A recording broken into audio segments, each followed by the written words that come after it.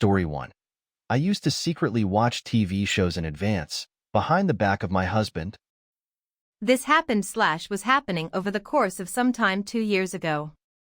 So my husband, 32M, and I, 30F, loved watching shows together. When I find something interesting I cannot stop myself and turn into couch potato until I finish the stuff. I go so fast through that stuff, but find it extremely boring to re-watch. My husband is more easygoing and couple of episodes here, couple of episodes there type of guy. This was spanning over couple of months. I would cheat. I would cheat on our agreement and just continue watching after he falls asleep and go deep into early hours. Tomorrow I would have to, sadly, re-watch same episodes while pretending like I never seen them. After I've seen like whole 4 to 5 seasons of show, I would lose interest, but we would still be early into second season. My loss of interest would spread like a plague on my husband and we would often just drop a show. After a time I realized I was being bad partner, with such a petty backstabbing, I needed to change. So I stopped doing that. Few months ago, I admitted to my husband what I was actively doing back in the day. He said he knew. It wasn't a big deal. Well, he changed his mind and decided there should be repercussions and The Walking Dead is perfect. He's seen like 5 seasons, while I've dropped the series in mid-10th season. Since then he would mention here and there how he would like to continue, but I was always against, it's too long. Since we watched The Walking Dead long time ago and he doesn't really remember the details, we had to start from pilot episode. So now I am stuck with re-watching such a long-ass series. He particularly enjoys parts where I am visibly bored and would wake me up if I start falling asleep. Serves me right. Comment 1. Having to rewatch 10 whole seasons of The Walking Dead is more like nuclear revenge. Comment 2. Haha, that sounds like a real marriage. Just the little things that make it awesome, and yes, it does serve you right. Comment 3. Luckily, with all the spin-offs, Fear the Walking Dead, Dead City, etc., there are only, as of today, 25 total seasons and 335 episodes. It should fly by. I'd like to note my wife does something similar to me. We're both in the living room after dinner and she throws something on to watch for her. I'm starting to watch a bit and I'm like, hey, this is interesting, I want to watch too. And she's halfway through season 3 and I force restarting it, Bridgerton most recently. So I can catch up. Before I get flamed, she can watch whatever she wants solo. She works from home more than I do, watches TV on her iPad at her desk or in the bath, etc. But if it's on in the living room when we're both in there, then it needs to be agreeable to both. I've certainly had to stop watching Halo or The Mandalorian because solo TV time became family TV time after dinner, and it wasn't a show she was into, so fair is fair. Comment 4. You have a good attitude. That is a cute story, and you are being a good partner, thanks for sharing. Comment 5. Haha, you had me in the beginning. I was like, this isn't fun at all. Oh wait, character development and a fun ending. My wife and I are similar, she mostly binges, and I want to make seasons last. Comment 6. Karma's a TV show, and it's playing on repeat in your living room. Story 2. Bully got revenge, LOL.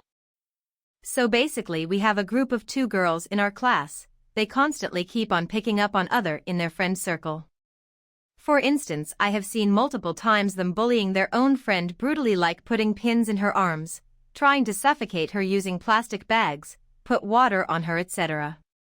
Recently this one girl has really targeting me, for instance using curses while talking, putting water on my food, etc. But today they were way too far-fetched. At school while I was enjoying my lunch, this girl comes out of nowhere pouring water on my food. At that was it, I literally poured a whole glass of water on her shirt and pants, LOL. I don't feel remorse because of what she had done to me as well as others. On the side note, she ended up complaining it to the teachers, but because of my good behavior and record at school, they teachers refused to believe I did anything like that, while she took the blame.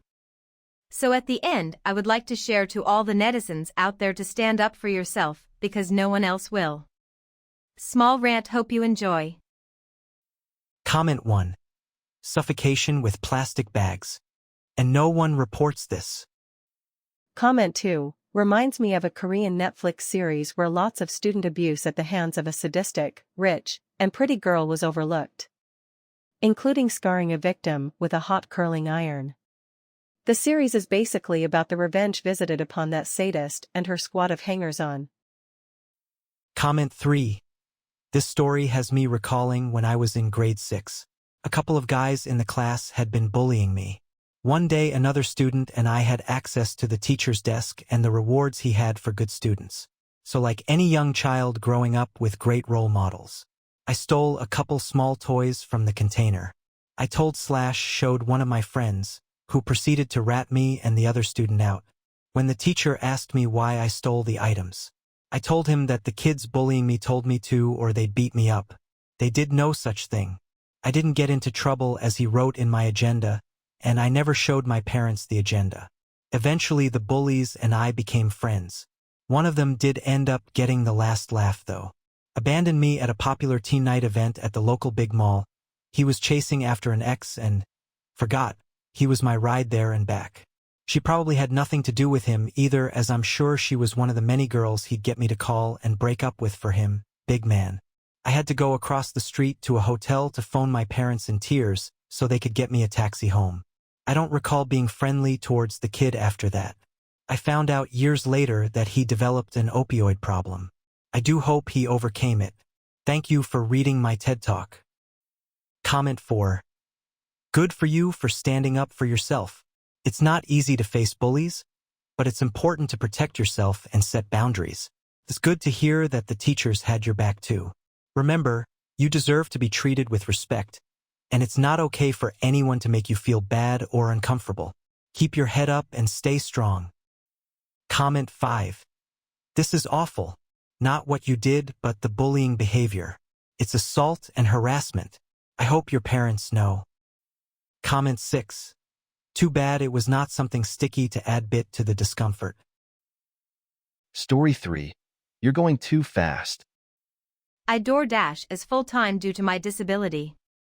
Hip dysplasia and loose tendons if anyone asks. It was past 7:30 p.m., pretty much my time to end my shift and go home. I had to drive 10 miles to drop off the food. I came to a dirt road with gravel, so I slowed down to 10 miles per hour. There was 3 large properties with trailers in each of them. The last trailer was my drop-off, and it looked like this family owns a business by the trackers and bulldozer. I pulled into the driveway as I slowed down. Parked my car and grabbed the food. Soon as I got out, I heard a voice. "You're going too fast." I looked where the voice was coming from and found an old lady sitting next to a fire pit. "Sorry, what?" I called to her. "You're going too fast. We have children and pets here. You need to slow down." She yelled back at him. I wasn't going to argue with her.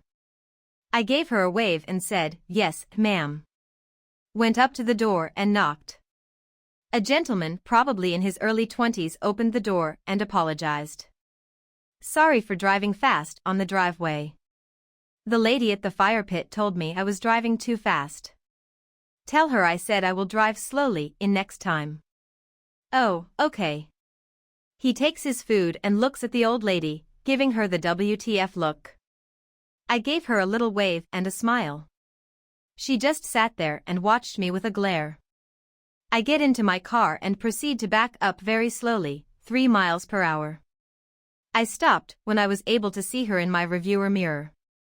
Switch into drive and go forward 3 miles per hour.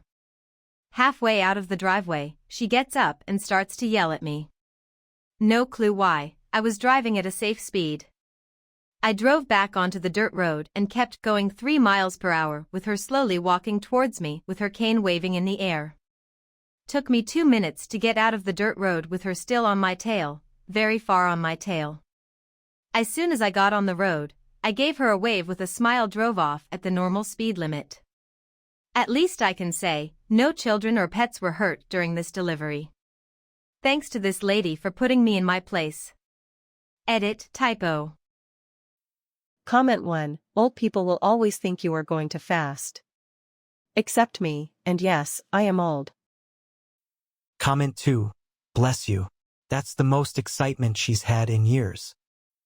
Comment 3, old lady needs a speedometer for her opinions, not the highway. Comment 4, I'm surprised she didn't tell you to get off her grass.